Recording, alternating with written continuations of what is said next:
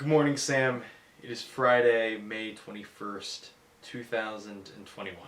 Congrats on the run yesterday, Sam. That looked incredible. I loved the 360 camera. Please incorporate more of that into your videos. It's just such a fun, cool format. I'm sorry if you can hear cars whizzing by next to me. It's the traffic running down the main thoroughfare next to my house. It's been a weird week of transition, Sam. On Monday, I was at school, and now I'm here, fully moved back home. I feel like there's two parts of my brain. There's my school brain and there's my home brain.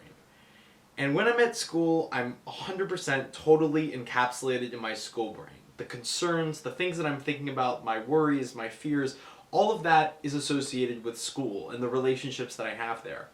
Whereas when I'm at home, I feel like it's entirely my home brain.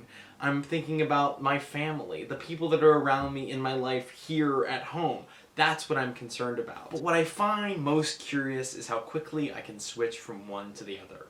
Because the moment I step through the door at my parents' house, it feels like I've never left.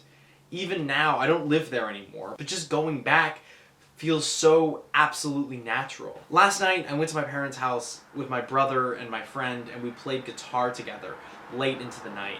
And being there felt like I was home, even though I haven't lived there in 9 months. There's something so completely familiar about these places that we call home.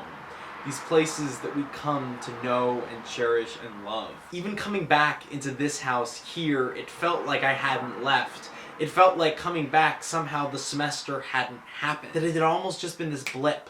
And that was it. This strange manifestation in my subconscious that I was a college student that went to a small liberal arts school and was studying cinema. I've always had this experience coming home from places. And for me, home has always been such an integral and important part in my life. I was homeschooled growing up. I spent a lot of time at home. And a lot of people will say things like home is just the people. But it's also the spaces. It's also the way that the wood smells when you walk in and that chipped paint on the doorway that's been that way for a decade. It's the grass being gone underneath the walnut tree out back because of that time that you dug that thing when you were a kid.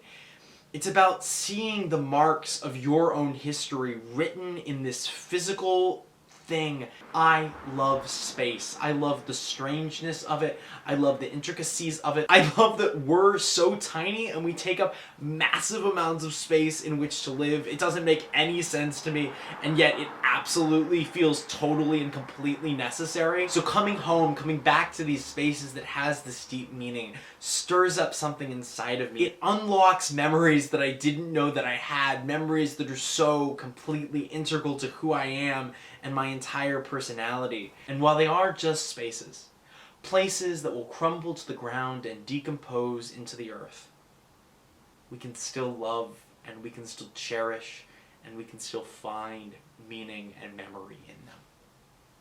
Sam, I'll see you on Monday.